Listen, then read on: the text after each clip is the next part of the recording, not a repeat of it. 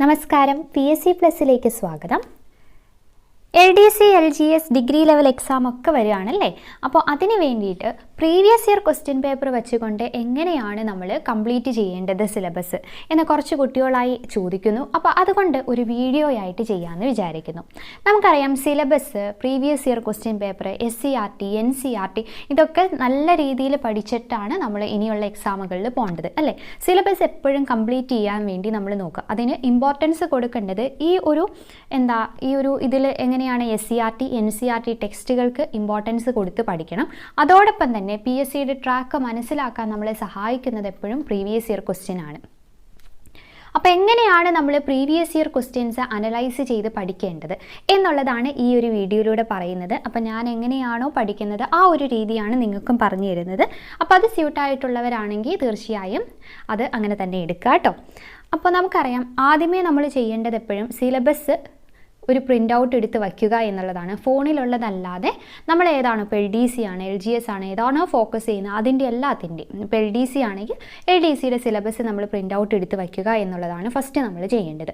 അത് കഴിഞ്ഞാൽ സിലബസ് നല്ല രീതിയിൽ നമ്മൾ മനസ്സിലാക്കണം. ഇപ്പോൾ തുടക്കക്കാരെ സംബന്ധിച്ച് നോക്കിക്കഴിഞ്ഞാൽ നമുക്കറിയാം, ജോഗ്രഫി തന്നെ Kerala geography, India geography, world geography അല്ലേ. അപ്പോൾ അതിൽ ഓരോന്നിലും കേരളമായി റിലേറ്റ് ചെയ്യുന്നത് എന്തൊക്കെയാണ് ചോദിക്കുന്നത്, ഇന്ത്യയുമായി റിലേറ്റ് ചെയ്ത് എന്തൊക്കെയാണ് ചോദിക്കുന്നത്, അങ്ങനെയുള്ള കാര്യങ്ങളെല്ലാം സിലബസ് ഓടിച്ച് നിങ്ങൾ നന്നായിട്ട് ഒന്ന് മനസ്സിലാക്കി വെക്കുക. പിന്നെ നമ്മൾ എടുക്കുന്ന ഒരു കാര്യമാണ് റാങ്ക് ഫയൽ അല്ലേ. റാങ്ക് ഫയൽ എല്ലാവരുടെയും കയ്യിലുണ്ടാവും. ഒരു റാങ്ക് ഫയൽ എന്തായാലും ഉണ്ടാവുമല്ലോ, പഴയതായാലും പുതിയതായാലും. അപ്പോൾ ഒരു റാങ്ക് ഫയൽ ഉള്ളത് എപ്പോഴും നല്ലതാണ്, നമുക്ക് റിവൈസ് ചെയ്യാനും. ഇപ്പോൾ SCERT നമ്മൾ പഠിക്കുന്ന ഒരു ചാപ്റ്റർ, ഇപ്പോൾ നമ്മൾ കെമിസ്ട്രി LDC ടൈം ടേബിൾ അനുസരിച്ച് SCERT പഠിച്ചുകൊണ്ടിരിക്കുകയാണല്ലോ. അപ്പോൾ SCERT പഠിക്കുമ്പോൾ നിങ്ങൾക്കറിയാം, അതിൽ വരുന്ന ഒരു ഹെഡിങ്, ഇപ്പോൾ ലായനികൾ എന്ന് പറയുന്ന ഒരു ചാപ്റ്റർ നമ്മൾ പഠിച്ചു. ആ ലായനികളായി റിലേറ്റ് ചെയ്ത് നമ്മുടെ റാങ്ക് ഫയലിലുള്ള ലായനികൾ എന്ന് പറയുന്ന ടോപ്പിക്ക് നമുക്ക് പഠിക്കാം. അപ്പോൾ ഇപ്പോൾ ഉള്ള ഒരുവിധം എല്ലാ റാങ്ക് ഫയലും SCERTയും NCERTയും കൂടി കവർ ചെയ്തിരിക്കുകയാണ്. അപ്പോൾ നമുക്കൊരു റിവിഷൻ എന്ന രീതിയിലും റാങ്ക് ഫയൽ ഉപയോഗിക്കാവുന്നതാണ്. പിന്നെ റാങ്ക് ഫയൽ ഇല്ലാത്ത കുറേ കാര്യങ്ങൾ നമുക്ക് പല രീതിയിൽ, ഇപ്പോൾ ഓരോരോ ക്ലാസ് കാണുമ്പോൾ അല്ലെ PSC ബുള്ളറ്റിൽ നിന്ന്, SCERTയിൽ നിന്ന് അല്ലേ, ചിലപ്പോൾ റാങ്ക് ഫയൽ വിട്ടുപോയ കാര്യങ്ങളൊക്കെ ഉണ്ടാവും. അപ്പോൾ അതൊക്കെ നമ്മൾ എന്ത് ചെയ്യുക, എല്ലാം എഴുതി വെക്കണം എന്ന് ഞാൻ പറയില്ല. അപ്പം ഓരോരോ സെപ്പറേറ്റ് നോട്ടൊക്കെ ഉണ്ടാക്കി എഴുതി വയ്ക്കുന്നവരുണ്ട്. എന്നെ സംബന്ധിച്ച് ഞാൻ റാങ്ക് ഫയൽ തന്നെ അറ്റാച്ച് ചെയ്ത് വയ്ക്കുകയാണ് ചെയ്യുന്നത്. ഇപ്പോൾ റാങ്ക് ഫയൽ ആയാലും SCERT ടെക്സ്റ്റ് ആയാലും, SCERT ഇപ്പോൾ നമ്മളൊരു ഗൈഡ് വാങ്ങിച്ചാലും ചിലപ്പോൾ ഫുൾ SCERT കണ്ടൻസ് അതിൽ ഉണ്ടാവണമെന്നില്ല. ചിലതൊക്കെ മാറിപ്പോയിരിക്കുക, അങ്ങനെയൊക്കെ ഉണ്ട്. അപ്പോൾ നമ്മൾ എന്ത് ചെയ്യും, അത് റാങ്ക് ഫയലിലോ അല്ലെങ്കിൽ SCERTയോ ആ ഗൈഡിലോ നമ്മൾ അറ്റാച്ച് ചെയ്ത് വയ്ക്കും. ജസ്റ്റ് ആ ഒരു പേപ്പറിലേക്ക് എല്ലാം എഴുതുന്നു, എവിടെയാണോ ആ പേജ് അറ്റാച്ച് ചെയ്യുകയാണ് ഞാൻ ചെയ്യുന്നത്. പിന്നെ നമുക്ക് റാങ്ക് ഫയലിൽ തന്നെ ഇൻഡെക്സ് നോക്കിക്കഴിഞ്ഞാൽ അറിയാം ഏതൊക്കെയാണ് ഇമ്പോർട്ടൻ്റ് ആയി വരുന്നത്. നമ്മൾ സിലബസ് പോലെ തന്നെയാണ് റാങ്ക് ഫയലിൽ ഇൻഡെക്സും കൊടുത്തിരിക്കുന്നത്. അപ്പോൾ ഒരുമിച്ച് പഠിച്ച് തീർക്കാൻ പറ്റുന്നത് ഒരുമിച്ച് പഠിച്ച് തീർക്കാം എന്ന രീതിയിൽ നമുക്ക് റാങ്ക് ഫയലിലെ ഇൻഡെക്സിൽ നിന്നും കുറേ കാര്യങ്ങൾ അങ്ങനെ പഠിച്ച് തീർക്കാനുള്ളത് പഠിച്ച് തീർക്കാൻ പറ്റും അല്ലേ. ഇപ്പോൾ എന്താണ് ഭരണഘടനാ പ്രതിവിധിക്കുള്ള അവകാശം, അതിൻ്റെ കീഴിൽ ഏതൊക്കെയാണ് വരുന്നത് എന്ന രീതിയിൽ ഒരുമിച്ച്, ഇപ്പോൾ ചൂഷണത്തിനെതിരെയുള്ള അവകാശം ആർട്ടിക്കിൾ ഏതൊക്കെയാണ്, അല്ലെങ്കിൽ മതസ്വാതന്ത്ര്യത്തിനുള്ള അവകാശം ഏതൊക്കെ ആർട്ടിക്കിളാണ്, അങ്ങനെയുള്ളതൊക്കെ ഇൻഡെക്സിൽ ഇപ്പോൾ ഉണ്ട്. ഇത് ഞാൻ കൊടുത്തിരിക്കുന്നത് നമ്മുടെ ലക്ഷ്യയുടെ ഡിഗ്രി ലെവൽ റാങ്ക് ഫയലാണ് കേട്ടോ. ഡിഗ്രി ലെവൽ പ്രിലിംസ് മെയിൻസ് ഉള്ള റാങ്ക് ഫയലാണ്.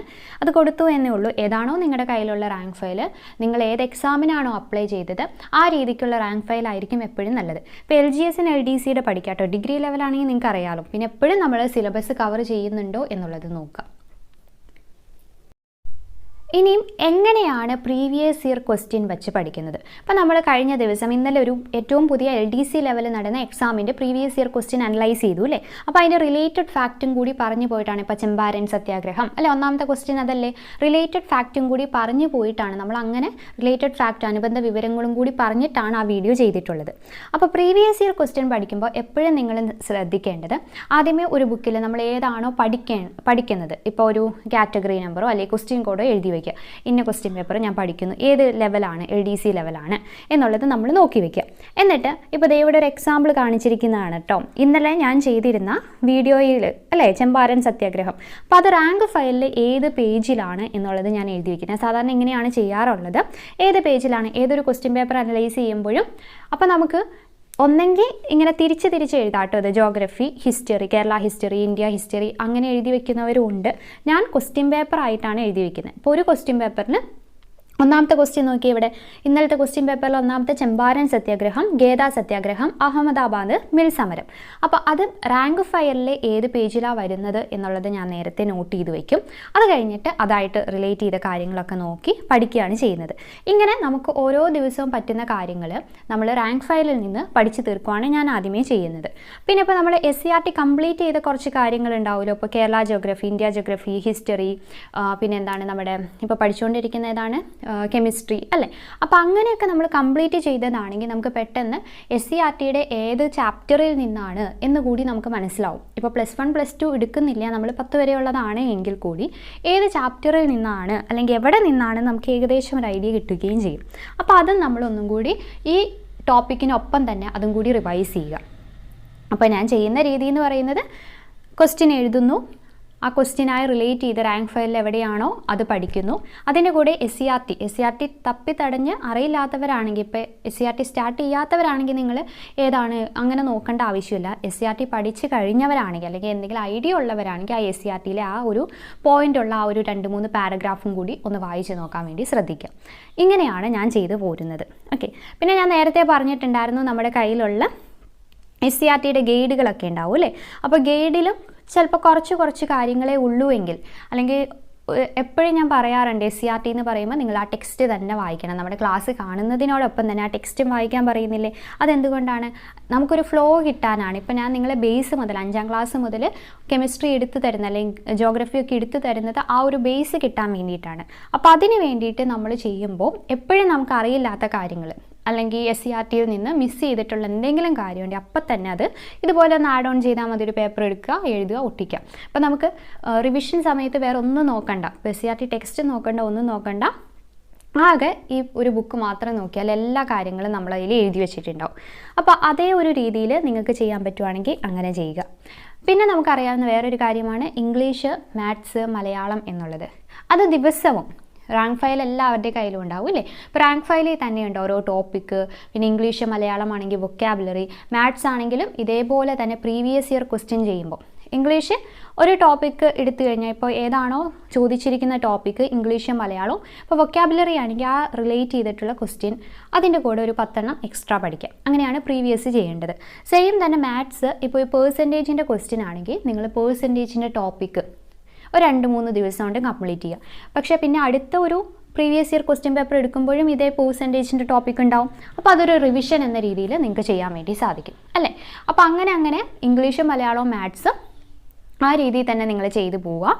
പിന്നെ നമ്മുടെ എന്താണ് GK സെക്ഷൻ ആണെങ്കിൽ ഈ രീതിയിൽ ഇപ്പോൾ പറഞ്ഞ പോലെ നിങ്ങൾക്ക് പറ്റുന്ന രീതിയിലാണെങ്കിൽ ഇതേ രീതിയിൽ ടോപ്പിക് എവിടെയാണ്, റാങ്ക് ഫയലിൽ എവിടെയാണ് എന്ന് കണ്ടുപിടിക്കുക. അത് പേജ് നമ്പർ നോട്ട് ചെയ്ത് വയ്ക്കുക. അപ്പോൾ 1-2 ക്വസ്റ്റ്യൻ പേപ്പർ ചെയ്ത് കഴിയുമ്പോൾ തന്നെ നമുക്ക് പെട്ടെന്ന്, ഇപ്പോൾ ചമ്പാരൻ സത്യാഗ്രഹം നമ്മൾ ഇന്നലെ പഠിച്ചു, അടുത്തൊരു ക്വസ്റ്റ്യൻ പേപ്പറിൽ ഇതേ ചമ്പാരൻ സത്യാഗ്രഹത്തിന് തന്നെ വേറൊരു ക്വസ്റ്റ്യൻ കാണാം അല്ലേ. ഇപ്പോൾ നമ്മൾ ഇന്നലെ തിങ്കതീയ സമ്പ്രദായം പഠിച്ചു, ചിലപ്പോൾ അടുത്ത ക്വസ്റ്റ്യൻ പേപ്പറിൽ തിങ്കതീയ സമ്പ്രദായവുമായി റിലേറ്റ് ചെയ്തായിരിക്കും ചോദിക്കുന്നത്. അപ്പോൾ നമുക്ക് മനസ്സിലാവും ഇത് ചമ്പാരൻ സത്യാഗ്രഹമായി റിലേറ്റ് ചെയ്തതാണ്. അപ്പോൾ അങ്ങനെ നിങ്ങൾ പഠിക്കാൻ വേണ്ടി ശ്രദ്ധിക്കുക. ഇത് എനിക്ക് പറയാനുള്ളൊരു ചെറിയ കാര്യമാണ്. നിങ്ങൾക്ക് സ്യൂട്ട് ആവുന്നു എന്നുണ്ടെങ്കിൽ ഒന്ന് ചെയ്ത് നോക്കുക. ഓരോ ആഴ്ചയിലും ഒരു ക്വസ്റ്റ്യൻ പേപ്പർ എന്ന രീതിയിലോ അങ്ങനെയെങ്കിലും നിങ്ങൾ ഫുള്ളായിട്ടൊരു ക്വസ്റ്റ്യൻ പേപ്പർ തീർക്കുക. അപ്പോൾ ചെയ്ത് നോക്കുക. നിങ്ങൾക്ക് ഈ ക്ലാസ് ഉപകാരപ്പെട്ടു എന്ന് വിചാരിക്കുന്നു. ആദ്യമായിട്ട് നമ്മുടെ ചാനൽ കാണുന്നവരാണെങ്കിൽ തീർച്ചയായും സബ്സ്ക്രൈബ് ചെയ്യുക. നമ്മൾ LDC ടൈം ടേബിൾ അനുസരിച്ചാണ് ക്ലാസ്സുകൾ ചെയ്യുന്നത്. അപ്പോൾ നമ്മുടെ ടെലഗ്രാം ചാനലും വാട്സപ്പ് അതിലേതെങ്കിലും ഒന്നിൽ നിങ്ങൾ ജോയിൻ ചെയ്ത് കഴിഞ്ഞാൽ ഡെയിലി ടൈം ടേബിൾ ഏതൊക്കെയാണ് പഠിക്കേണ്ടത് എന്നുള്ളത് നിങ്ങൾക്ക് കിട്ടും. പിന്നെ SCRT കെമിസ്ട്രിയാണ് നമ്മളിപ്പോൾ പഠിച്ചുകൊണ്ടിരിക്കുന്നത്. SCRTക്ക് അത്രത്തോളം പ്രാധാന്യമുണ്ടല്ലേ നിങ്ങൾക്കറിയാം. അപ്പോൾ ആ രീതിയിൽ തന്നെ SCRT കണ്ട് മുന്നേറി പഠിക്കാൻ വേണ്ടിയിട്ട് ശ്രദ്ധിക്കുക. താങ്ക്